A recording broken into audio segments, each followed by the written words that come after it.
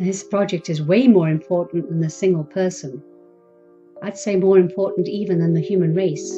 In the spring of 2013, a channel titled Living on Light appeared on YouTube.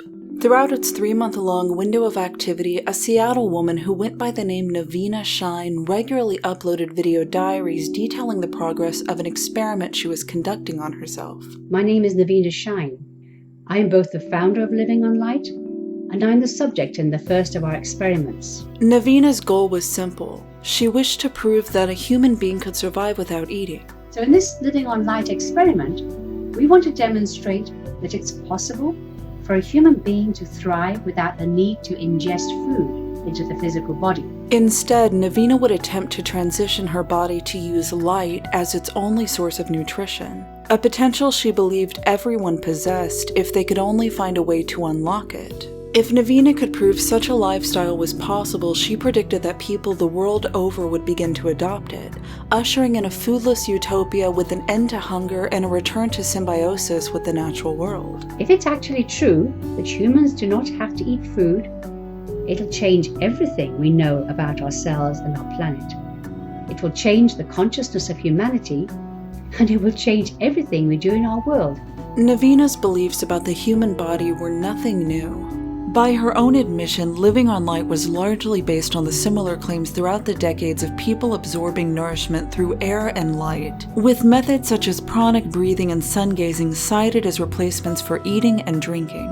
Named after the claim that they need only breathe in the nutrients needed to survive, they call themselves the Breatharians. I don't take any solid foods. I'm a breatharian. I have been for 19 years.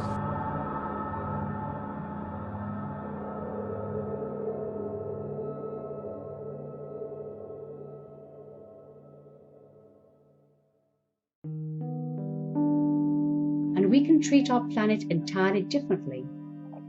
We can treat our lives entirely differently when we know that we don't have to eat. Naveena was no doubt familiar with the controversial history of breatharianism and the several so-called breatharian gurus who had experienced brief celebrity within the fringes of the modern New Age movement, later to have been exposed as lying about their lifestyle.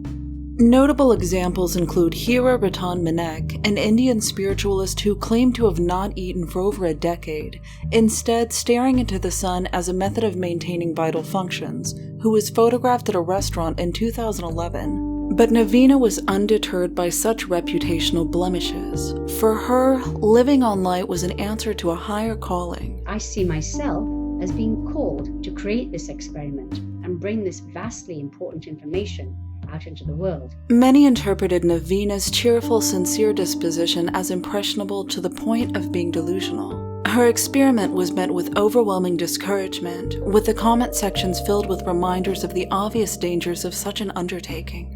But where most viewers of Living on Light saw a woman ensnared in esoteric mysticism, Naveena saw herself as on the cusp of groundbreaking enlightenment, referring to breatharianism as the greatest discovery the human race has ever made. So on May 3rd of 2013, 65-year-old Naveena Shine ate what she believed might be her last meal, and began her process of living on light. All the people who do this, who say they do this, and there's thousands of them who say this, I can't think that all of them are lying. I mean, I can't think that. Specifically, how long did you go without eating? For me, on and off, well, pretty well just on water and tea for 2 years. The name of Naveena Shine's experiment was likely taken from a self-advertised spiritual guru who came to prominence in the late 1990s. An Australian woman named Ellen Grieve, more commonly known as Jasmuheen, published a book titled Living on Light, which detailed a 21-day process of transitioning into a lifestyle which no longer required food. Instead, Jasmuheen claimed nourishment would be provided by prana, a Sanskrit word meaning breath or life force. Where are they getting their sustenance from if they're not getting it from food? Ki, the chi, the universal life force, or what we call prana, or if you're a religious person, you would say you are fed by the light of God, and obviously that's very hard to measure. Jasmuheen stated to have acclimated to this lifestyle years ago, but still ate occasionally when the urge to experience a particular taste arose. I've been free from the need to take any nourishment from food now for 11 years. That doesn't mean that I've had 11 years of taking nothing, but in that time, yeah, I've had a piece of chocolate or cappuccino or completely non-nourishing substance, because the path is about freedom. Despite failing to rise to mainstream popularity during the quasi-mysticism trend of the 90s, a space occupied by New Age juggernauts like Deepak Chopra, she secured a loyal following reportedly numbering in the thousands. Her critics saw her as a dangerous charlatan whose teachings, if sincerely followed, would lead to inevitable tragedies. But her followers saw her as a vessel of ancient forgotten knowledge, tasked with the duty of bringing about a shift in human consciousness in time for the new millennium. We are going through a huge shift in consciousness. It's obvious on the physical plane, and it's obvious within the physical bodies of mankind. We could end hunger for good, Jasmuheen stated, if only we could reconnect to the alternate channels that offer freedom from physical, emotional, mental, and spiritual hungers. The first week of Jasmuheen's 21-day living on light regimen, as detailed in her book, involved consuming nothing at all, solid or liquid. According to the blogs of people who have attempted this protocol, extreme fatigue, kidney pain, and the sensation of their mouths feeling glued shut were common complaints within a few days of this initial phase. But the book's assurance that this was merely the old spirit leaving the body, that these were signs of breaking through, kept them motivated to continue. The following 2 weeks allowed for the reintroduction of small amounts of water and diluted juice, but no food.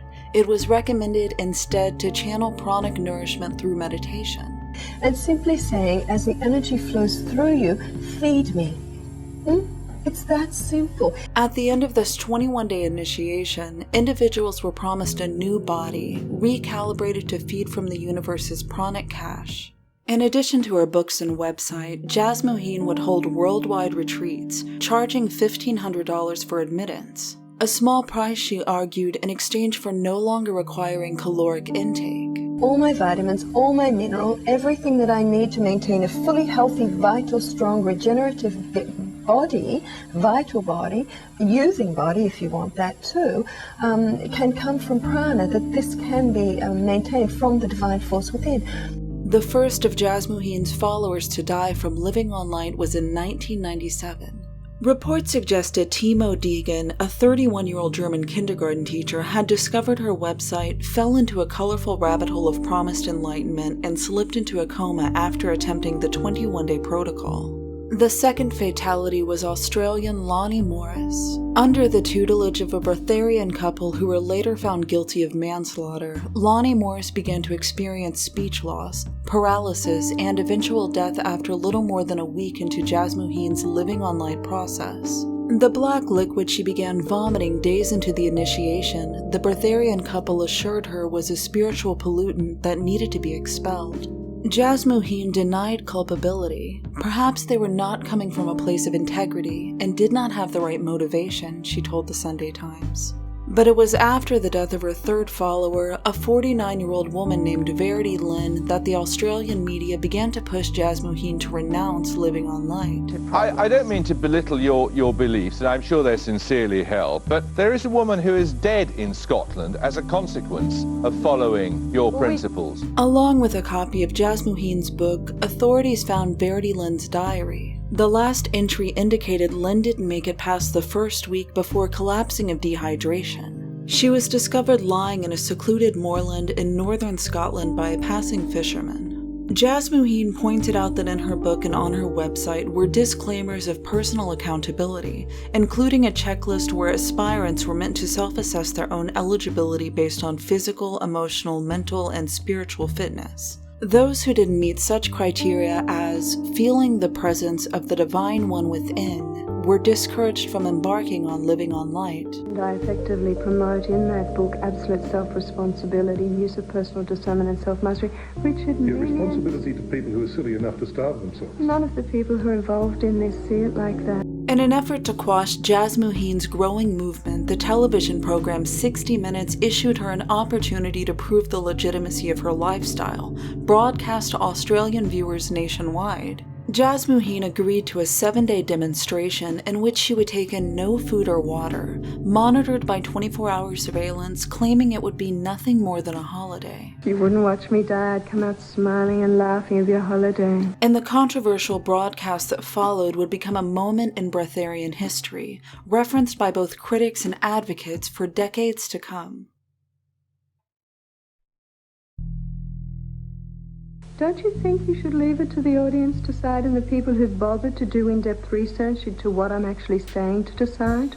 What 60 Minutes was proposing was a dangerous experiment, but nothing beyond what Jasmuheen advocated inside the pages of Living on Light. But unlike those who had died attempting it, Jasmuheen's progress would be attended by a physician who regularly monitored her vitals throughout the week.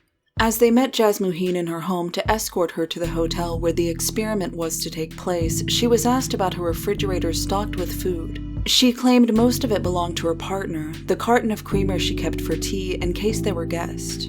The experiment itself was short-lived. After day 2 without food or water, the physician began warning Jasmuheen of signs of dehydration and elevated blood pressure. Jasmuheen claimed the city's air and its pollutants were preventing her from properly feeding from her pranic source, so 60 Minutes relocated her to a more rural location. Her pulse continued to elevate, a sign of severe dehydration as well as a drop in blood pressure and weight loss of over 13 pounds. Despite her deteriorating physical state, Jasmuheen reported being in good spirits. It's Friday night. You started on Monday night. How much water have you had? None. None whatsoever? No, I'm not allowed. How much food? None, I'm not allowed. How are you feeling? I feel really good now I'm here. After day 4, the physician estimated Jasmuheen was experiencing around 11% dehydration. Her pulse had doubled since the beginning of the experiment, and she was at risk for kidney failure. It was recommended that 60 Minutes bring everything to a halt, to which they agreed. It's too dangerous to continue? Very much so, too dangerous to continue. 60 Minutes would be culpable if they encouraged her to continue. The decision to end the demonstration was a divisive one. Many saw it as a clear debunking of Living on Light. If a veteran breatharian such as Jasmuheen couldn't withstand week 1, how could anyone be expected to survive it? Jasmuheen was maligned in the press. She was even awarded the Ig Nobel Prize, a parody of the Nobel Prize meant to satirize unscientific research. Other recipients include Scientology founder L. Ron Hubbard and fellow New Age guru Deepak Chopra for his liberal interpretation of quantum physics.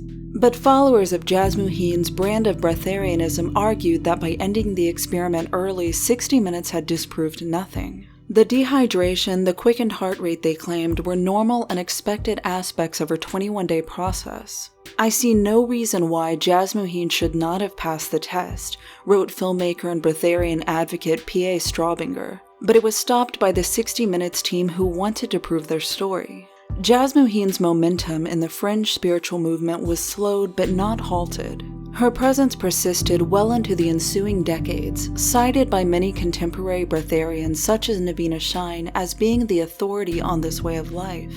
A very exciting thing happened for me yesterday. I managed to catch Jasmuheen before she went off on her tour. Jasmuheen lives in Australia, and she's kind of the guru, the authority on Living on Light. Breatharianism, she's been a breatharian for many years now, and so, she lives breatharianism. Although Jasmuheen knew the results of such experiments when taken too far, she had Skyped with Naveena to offer her encouragement, even promoting Naveena's YouTube channel from her own Facebook page. But despite the clear influence, Naveena Shine's version of Living on Light was her own, one which thankfully did not require her to abstain from drinking water. In fact, by the end of the 3rd week of her experiment, the amount of water Naveena was consuming was making her ill. I've been having a bit of difficulty with drinking water. I just drink water and tea now. I let go of the coffee after a few days because it was upsetting my stomach. But the water seems to have been doing that. I realized that one of the things that was going on, I think I might have been drinking too much water, because I just kept drinking water.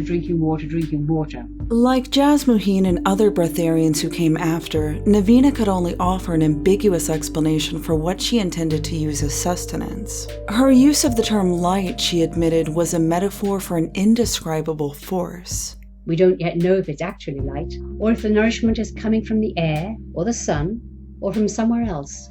Her daily routine included exercising, reading, and attempting to master the mind-body connection she believed would allow her to access this form of supernatural nourishment, all without leaving her house for the duration of the experiment. She had originally intended to offer her spectators a 24-hour live stream, captured by cameras placed in all 8 rooms of her home, a venture she disclosed put her in significant credit card debt. You'll be able to see every moment of every day or night from anywhere in the world, just by tuning into the internet live stream, livingonlight.co, for as long or as little as you like. You can just check in and see, is she eating or is she not? But Naveena had overestimated her technical and financial ability to host a continuous live stream on her own website, and by the 3rd week, she seemed reluctant to promise that it would ever operate as advertised. Naturally, this diminished her credibility, but based on her appearance as the weeks progressed, many speculated she was either not eating at all or eating very little. By day 21, Naveena reported to have lost 21 pounds, averaging a pound per day since she'd started. Feeling this was sufficient, she instructed her weight to begin maintaining itself. I've told my body that it's time to stop losing the weight now. It can kind of taper it off and start stabilizing.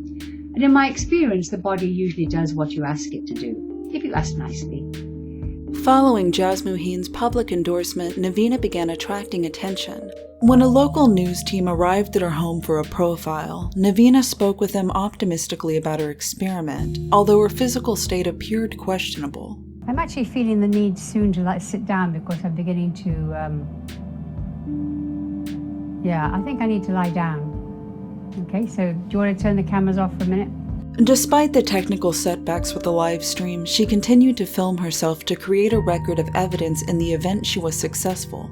Every individual on this planet would have sufficient evidence for them individually to say, yes, this happened. Naveena offered assurance that she was lucid enough to stop if she felt she was truly in danger of starving. When asked in an interview what she thought of the deaths of previous breatharians, Naveena stated, "I don't know why they didn't notice they were dying, and I don't know why they didn't do anything about it." But at the end of week 5, Naveena acknowledged she was approaching the 8-week window where the prisoners in the Belfast hunger strikes began to pass away, and she intended to go at least 100 days, well beyond the point anyone had survived. Most of her audience continued to ask her to stop the experiment. Several commented that they would be reporting the channel for violating YouTube's guidelines regarding self-injury.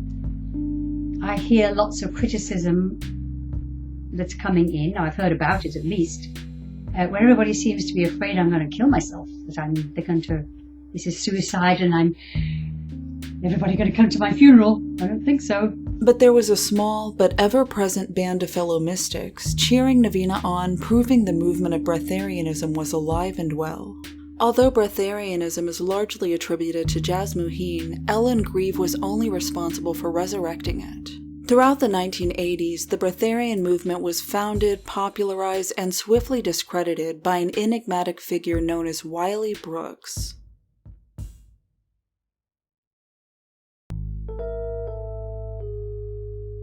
Breatharian advocates such as Jasmuheen often claim that the movement has roots stretching back thousands of years, originating from the yogis of ancient India.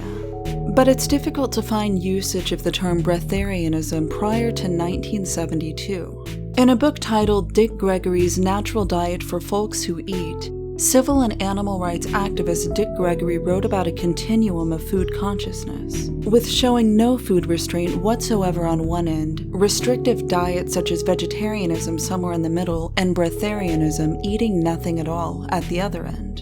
The breatharian movement is not often attributed to Dick Gregory, due to his likely satirical use of the word, but the term, along with many of its modern principles, was later popularized by a smooth-spoken man from California. Wiley Brooks made his public debut in 1981 on a TV show titled That's Incredible. Wiley, a gangly man of 130 pounds, was showcased lifting nearly 10 times his body weight.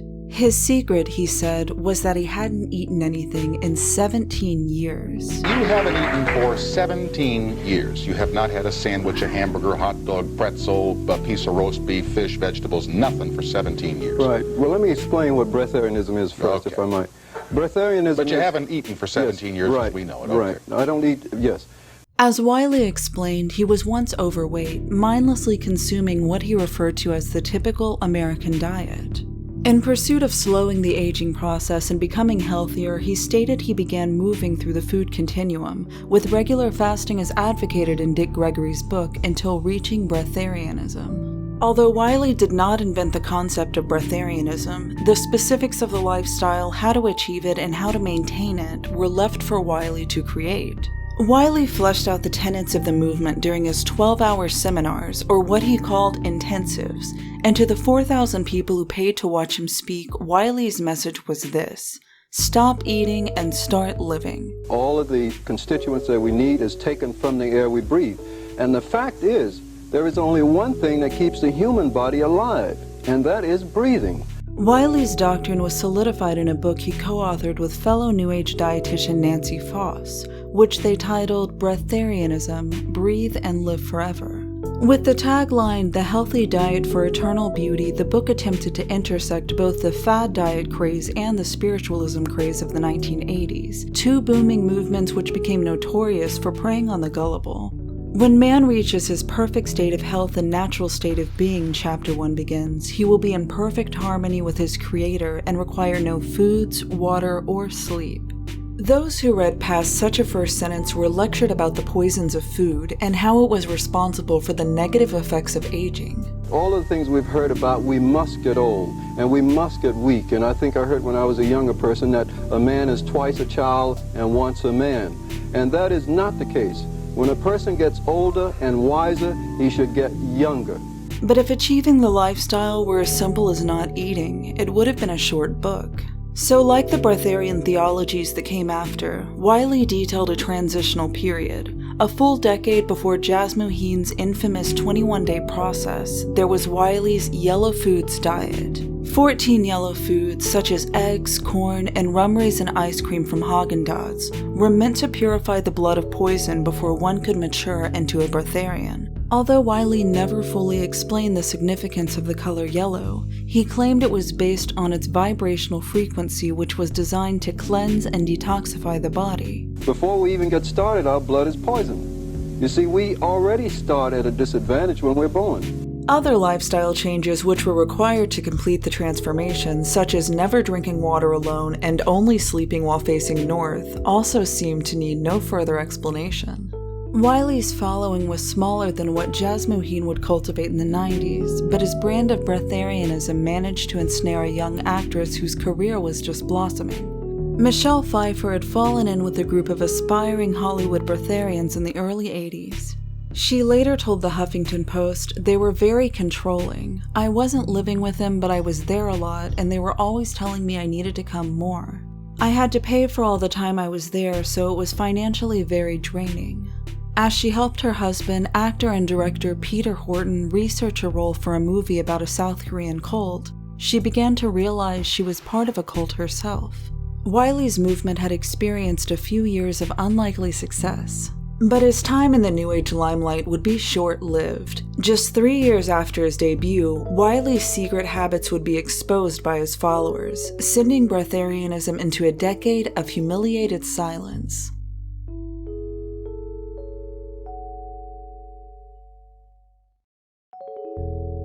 First, you must kick the habit of eating. You see, we've done. Yes, that's right. Wiley's growing organization had hinged on the promise that he hadn't eaten in 17 years, a claim he'd repeatedly made in interviews and lectures. But in 1983, with breatharianism still in its infancy, Wiley was outed by a breatharian member for, quote, sneaking junk food into his room after everyone was asleep. "He'll eat a dozen donuts in a sitting," said former breatharian Lavelle Leffler, who claimed to have first caught Wiley eating an omelet. When she didn't react, Leffler stated he began eating around her more often. Wiley's response to the allegations varied. To one newspaper, he said of Leffler, "We were romantically involved. We broke up, now she's out for revenge." To another, he claimed Leffler was upset over having recently been banned from the Breatharian Institution after being caught stealing. But other members began coming forward, saying they witnessed Wiley emerging from a 7-Eleven with a bag of groceries and later seeing the empty food containers in his hotel trash can. Modern constituents such as Jasmuheen would later attempt to exonerate him by speculating that the food was for someone else. He was seen coming out of a 7-Eleven McDonald's because he was travelling with a group of people who eat. But the damage to Wiley's reputation was irreparable. Despite assuring his followers that the movement did not depend on whether he, its founder, ate or not, breatharianism suffered a critical blow. And when breatharianism found its second wind nearly 15 years later, Wiley found he had no place in it. If you look out into the world, you'll see all kinds of breatharians, but you probably won't see me, Wiley said in a 2013 interview. I don't get invited to places to talk. Although very little from Wiley's doctrines have endured the modern evolutions of breatharianism, which mostly omit Wiley's promises of immortality, ability to go without sleep, and his yellow foods transitional period, there are components of his early teachings that have persisted throughout the decades. Eating is an acquired habit just like drinking alcohol or smoking cigarettes. As epitomized in Wiley's catchphrase, food is more addictive than heroin, the notion that human consciousness is meant to evolve beyond the need for food, and that eating is merely an addiction, with hunger being analogous to drug withdrawal, appears in many current versions of the movement. The unique power of the human mind to transcend its own biology and will itself to live without food has also been a foundational belief since the beginning. We read that the hunger strikers in Belfast died. Right. You're living. What's the That's right. difference? What's the difference? The difference is, very importantly, they wanted to die. Similar assertions were stated in Naveena Shine's videos. If her body began to shut down, she seemed to think that it wouldn't be the lack of food that would cause her to die, but the belief that she would die, categorizing the death as more of a self-fulfilling prophecy than a biological inevitability. And like Wiley's early claims, she believed humanity's dependence on food was meant to be grown out of, comparing her own living on light experiment to cutting the umbilical cord. And when the umbilical cord is cut, it's terrifying for the baby. But as Naveena continued into the second month of her experiment, her enthusiasm was clearly waning. Her video diaries, once teeming with promises of changing the world, began to show struggles with self-doubt. I have no idea if I'm living on light or not. I could be starving to death. I have no agenda about being right about this. I would love it to be true. I would love that humanity had this tool that could possibly save millions of lives and billions of dollars and keep our planet healthy. If it's not true, so what? If it is true, oh my God, how incredible is that? Criticism remained the majority of Naveena's audience response well into the 6th week of living on light, with much of it unsparing, but Naveena had yet to be disillusioned. When asked by a reporter for The Guardian what she thought of the medical consensus that her organs would fail if she continued, Naveena replied, "A doctor can't see living on light because he looks through different lenses." But people yet cannot see the possibility of living on light because they are living in the paradigm of it can't be done. Not possible. A large portion of the criticism centered around Naveena propagating a deadly idea, despite however altruistic her intentions might be. But many also suspected that Naveena was likely secretly eating, with living on light being an elaborate ploy for attention and donations, a justifiable speculation given the history of breatharianism. This suspicion was inflamed when Naveena admitted to introducing a daily vitamin C supplement. She was already under scrutiny for a morning tea, to which she added what she referred to as a splash of creamer. Naveena contended that neither counted as food, but many told her she could no longer claim to be living on light, and therefore had compromised the experiment. I have started the emergency, which seems to be causing huge consternation somewhere, but I think even that has only like 25 calories, so I'm just going to say, so what? Although Naveena appeared to remain positive, she occasionally cited the negative feedback as a possible message from the universe that she was on the wrong spiritual path. Naveena was also struggling physically. Her body continued to cannibalize nearly a pound of adipose and muscle tissue per day, despite her pleas for it to stop, and by day 42 she claimed to have lost 35 pounds, experiencing frequent bouts of fatigue. Maybe I don't feel well for a couple of days, maybe I can, maybe I can't. There's no risk there. On the other side of that, finding a technology that can save the world, not feel very well for a day. Despite Naveena's repeated assurance that she would not proceed if she felt she was in danger, many began to predict, both in the news and in the comment sections of her videos, that the next casualty of breatharianism was unfolding. The most recent death linked to breatharianism had happened only 2 years prior. A 55-year-old woman whose real name was withheld from news outlets starved to death in her home in Switzerland in 2011. Like the breatharian casualties of the past, this woman's death was a result of following Jasmuheen's 21-day process. But she had gone to even greater extremes than past victims, reportedly even spitting out her saliva during the no-water phase of week 1. Although her death is linked to living on light, reports suggest her inspiration for embarking on this venture were the claims of a modern-day Indian monk named Prahlad Jani. According to the lore surrounding Jani, who was 90 years old at the time of his death in May of 2020, he was blessed by 3 goddesses when he was 7 years old, who have been providing him with a steady drip of sustenance via a hole in the roof of his mouth ever since. Despite Prahlad Jani sharing little overlap with other prominent breatharian figures, with no assertions that he could teach anyone else to live without food or water, he's cited by many advocates as proof that the practice is possible. This is largely due to the so-called scientific studies that took place throughout the 2000s, and his portrayal in a 2010 documentary titled "In the Beginning, There Was Light."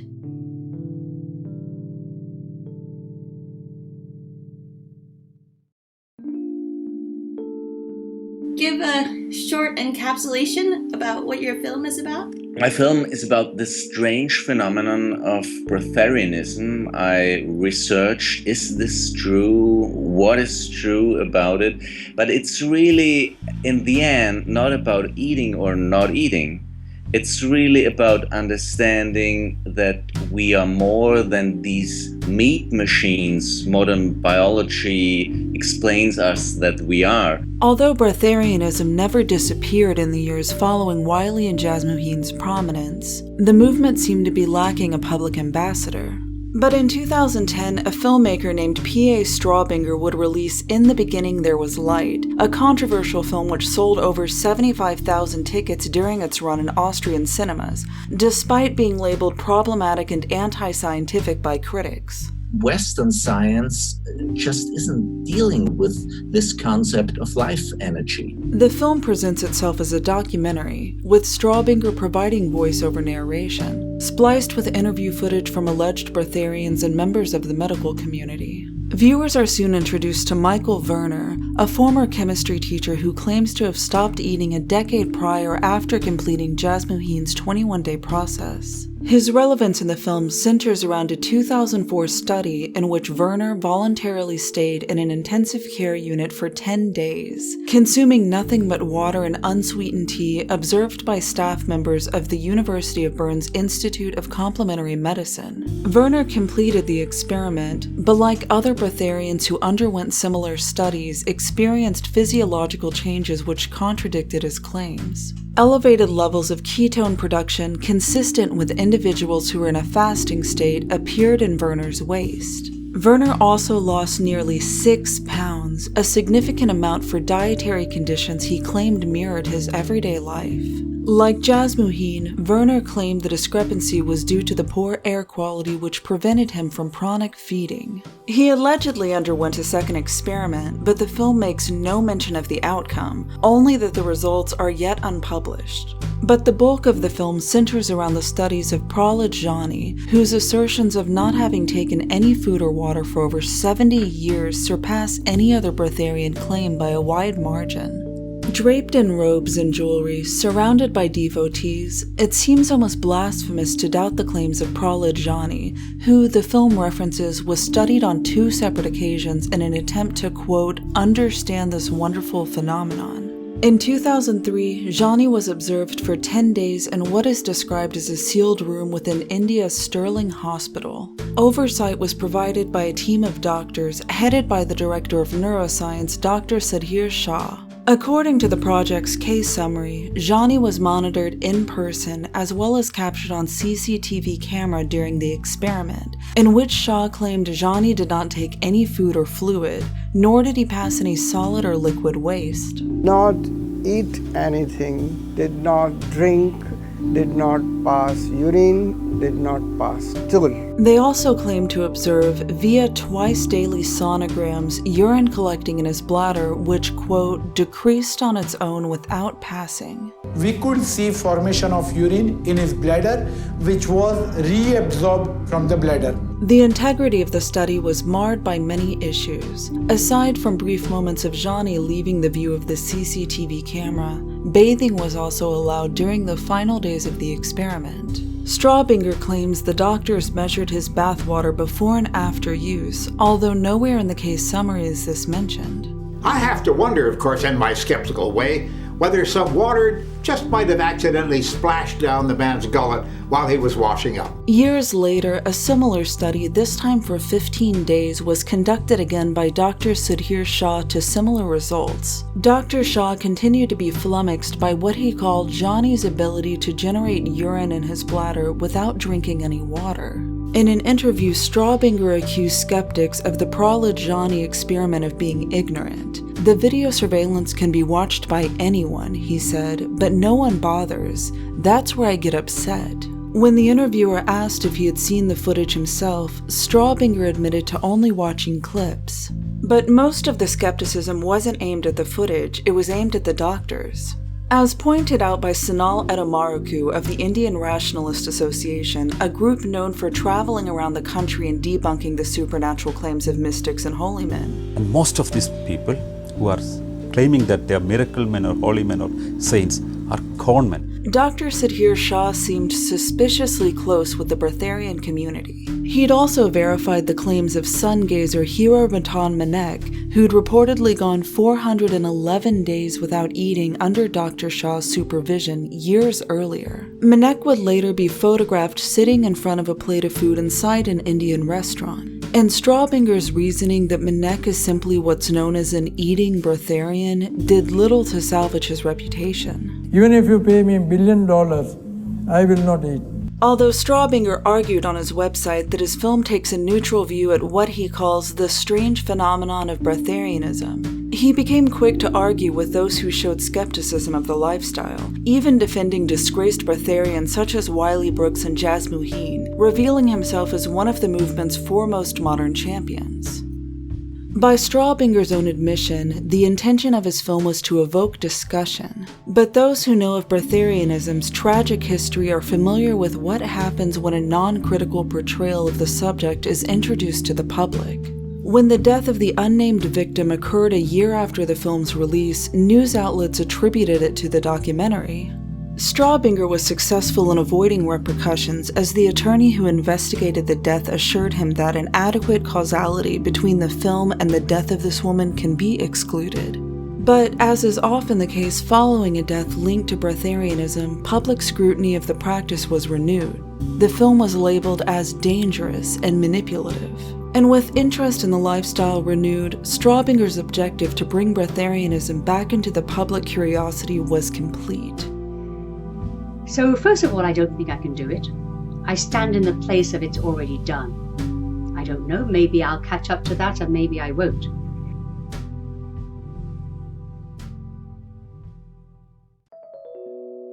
And there are a lot of people who genuinely are concerned for safety and genuinely don't think it's possible and believe it to be dangerous. Now that I've seen all that feedback, I am really seeing that it is totally dangerous. On June 16th, 44 days after she began, Naveena announced she would be ending her attempt to live on light. I am choosing to stop the experiment now because even if it's true, it would be a mistake to put that out as if it's easy, as if it's real, as if it's anything. On her website, she wrote, "From the feedback I am getting, it is becoming patently clear that most of the world is by no means ready to receive the information I am attempting to produce. Even if it were true that a person can live on light and I were successful in demonstrating that, I see now that it would be synonymous with giving a loaded shotgun to a baby." The feedback Naveena mentioned, while a reference to the many discouraging comments she'd received, was also a reference to the fact that very few donated to her experiment, and after not having left her house in a month and a half, she would soon have to get back to work in order to afford her living expenses. The money side of this is kind of irrelevant because money is just an energy. So I'm looking to see what's going on behind that, and very, very clear. There's nothing like money to bring clarity into a situation. For those who have been following Naveena's video diaries, this news was no surprise. Naveena had been voicing mixed feelings for weeks leading up to her announcement. This is way, way too dangerous. People will look at one tiny little thing and think they've got the whole story, and then they will just go and do it and kill themselves. Who wants to do that? Naveena's video feed, which never aired but appeared to have been recording the entire time, was given a ceremonial shutdown. And the majority of Naveena's audience congratulated her on the decision to bring Living on Light to an early conclusion. And thank you for your participation. As of 2020, the breatharian movement appears alive and well, perhaps even at the height of its popularity. A 10-day gathering in Italy called the Pranic World Festival has taken place annually since at least 2016. Pranic believers from all over the world gather to listen to celebrity breatharian speakers such as Jasmuheen and Kirby de Lanaro, who gained notoriety in 2013 for preaching breatharianism to a crowd of young people during a TEDx youth talk. I ran a marathon for not eating for nearly 3 months. Get a taste of the lifestyle without food, the Pranic World Festival invites. Although it's mentioned on their website that food will be provided at the event, with the disclaimer, we don't want to be obliged to call the ambulance. The connotation of the term breatharianism has only worsened throughout the decades. Jasmuheen is among those who have distanced herself from the word, preferring such synonyms as pranic living. But modern promoters such as Adrabear and Ray Maor have both embraced the term, although when questioned about their lifestyle, admit to regularly consuming calories in the form of juice, smoothies, and broth, taking their claims of not eating into semantic territory. But like all breatharians, they still claim to attain nourishment via prana, as demonstrated in Audra's pranic breathing tutorial titled How to Breathe.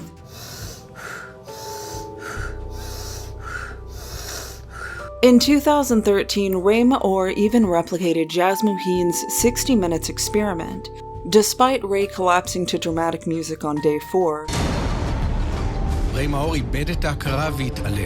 Israeli television allowed the demonstration to continue for 8 days. Ray Maor stated that the goal was to prove breatharianism exists, but many commenters pointed out that going a week without food or water does not indicate that it's possible as a lifestyle. Nevertheless, there's no shortage of individuals claiming to have gone years without consuming a single calorie, solid or liquid, and are typically referred to as level 4 breatharians. They don't urinate. It means that they don't have number 2s, bowel movements. Bizarre mythology surrounds these individuals. Ray Maor claims that while they don't drink, they are capable of absorbing the humidity in the air through their skin. They actually their pores of their skin open up by breathing. They usually live in a place that is humid. Indonesian level 4 Victor Truviano, who claims to have not eaten since 2007, is so revered that people line up to stare into his face for 30 seconds. But arguably the most prominent of the modern gurus are a married couple named Akai and Camilla. Starting out as students of breatharianism in 2008, claiming to have undergone Jasmuheen's 21-day process and haven't required food since. Akai and Camilla are currently spearheading the movement with their retreats, online consultations, books, and other materials. Their 8-day pranic living retreats are about as successful as any breatharian instructor could hope to achieve, packing out secluded meeting locations around the globe, with attendants each paying upwards of $1,000. According to journalist Brina Kerr, who attended one of their retreats in 2017, their students undergo an abridged version of the 21-day process, where they are instructed to complete 3 days without food or water and only juice for the remainder of their stay. 72 hours dry fast, and in this day we are fully experiencing absolute prana, just living on air. Like nearly all breatharian retreats, no doctors are present to assess the participants' well-being. Instead, Akai and Camilla use a product called the BioWell, a small white box meant to measure one's vital force energy and chakra alignment. Akai apparently first encountered the BioWell in 2013, was impressed by his own readings, and began using it to evaluate his students' progress. Declarations on their website of their breatharian method being, quote, scientifically proven, seem to be referring to their BioWell readings and nothing else. But where Akai and Camilla have become truly controversial is the subject of their children. Specifically when Camilla alleged to have practiced breatharian pregnancy. I have lived 2 pregnancies now, also in this state. 4 times in my pregnancy with him, I ate something. And this was like in social settings. I knew my son would be nourished enough by my love, and this would allow him to grow healthily in my womb, Camilla stated. Despite assurances that their 2 kids are happy and healthy and are fed 3 meals a day, there's lingering concern for the well-being of the children, born and unborn, of Camilla's many devout followers. Akai and Camilla's mentor, Jasmuheen, is still regularly referenced as the authority on breatharianism. Since her 60 Minutes appearance, an experience she cites as humbling. The gift that 60 Minutes gave me was great humility. She claims to eat roughly 300 calories per day, about 15% of the generally recommended daily intake. She continues to publish books on the subject of prana, but no longer advocates the 21-day process, instead recommending a lifestyle of 50% food, 50% pranic nourishment. We can test our pranic nourishment percentage. It's easy to do.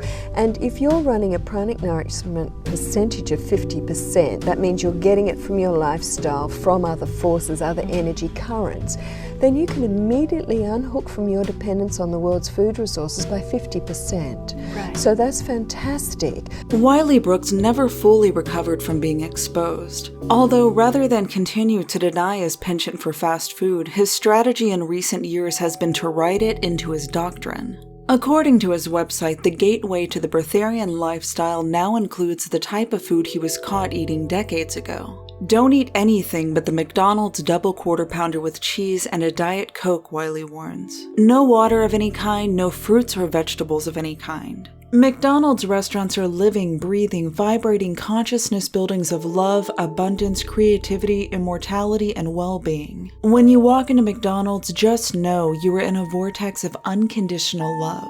That's what a powerful breatharian wants to get in the 5th dimension. Not, Eats well, double quarter pounder with if you cheese, get in the French 5th dimension through me, you will have to take that. Like Wiley's Yellow Foods diet, reasoning behind this food choice is apparently too obvious to explain. But there seem to be only about 5 members currently in his organization, and operations are likely slow going, as it's doubtful any are attending his $1 million workshops or ordering his $10,000 immortality drink.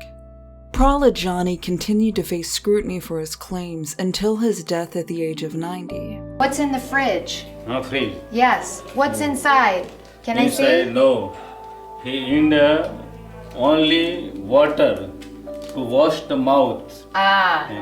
Independent observers such as Edu Maraku and James Randi, who had asked to sit in on his observation studies, were denied, leaving Dr. Sudhir Shah's questionable experiments the sole testimony of his claims. Similar to Jasmuheen, P.A. Straubinger also received a Parody Award for his contribution to breatharianism, a German prize called the Golden Blockhead for the category of Most Astonishing Pseudoscientific Nuisance. He continues to promote his film and public speaking events, where he's quick to acknowledge the dangers of breatharianism, while also rejecting personal responsibility for giving credence to it. My film, of course, is not dangerous at all. It's just doing research, because I said from the beginning, please don't try this out. Just because you see a film about somebody climbing the Mount Everest, it doesn't mean you should do it the next day in sneakers and shorts. So this can be, of course, very dangerous. Naveena's online presence seems to have disappeared following the end of Living on Light. In her final video, she alluded to starting a new channel called Shining a Light, dedicated to other esoteric ideas, although no such channel matching that description seems to exist. She returned to her channel a month later to check in with a portion of her audience who was worried about her. I'm doing really well. I just wanted to update you for those who were concerned that I was not doing so well towards the end of it. I'm eating. I think on July 4th was the first day I had a normal meal, which was quite delicious. She wasn't comfortable conceding that breatharianism wasn't possible, but admitted that she would never be the one to prove it. As it stands, Naveena Shine's channel isn't the testament of our ability to live without food as she originally intended, nor did it succeed in saving humanity from self-destruction. Instead, Living on Light chronicles something rare for breatharianism. In a movement so often filled with deception, injury, and death, Naveena Shine provided a much-needed example of the awareness of danger and irresponsibility before following such an idea to its tragic conclusion. The universe is saying, this is what I want because this is what's occurring. I have no argument with that.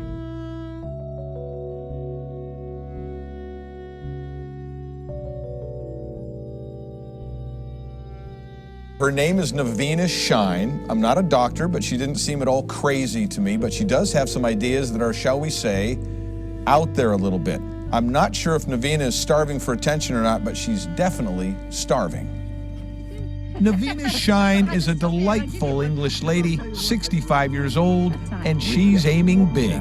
This will literally save the earth.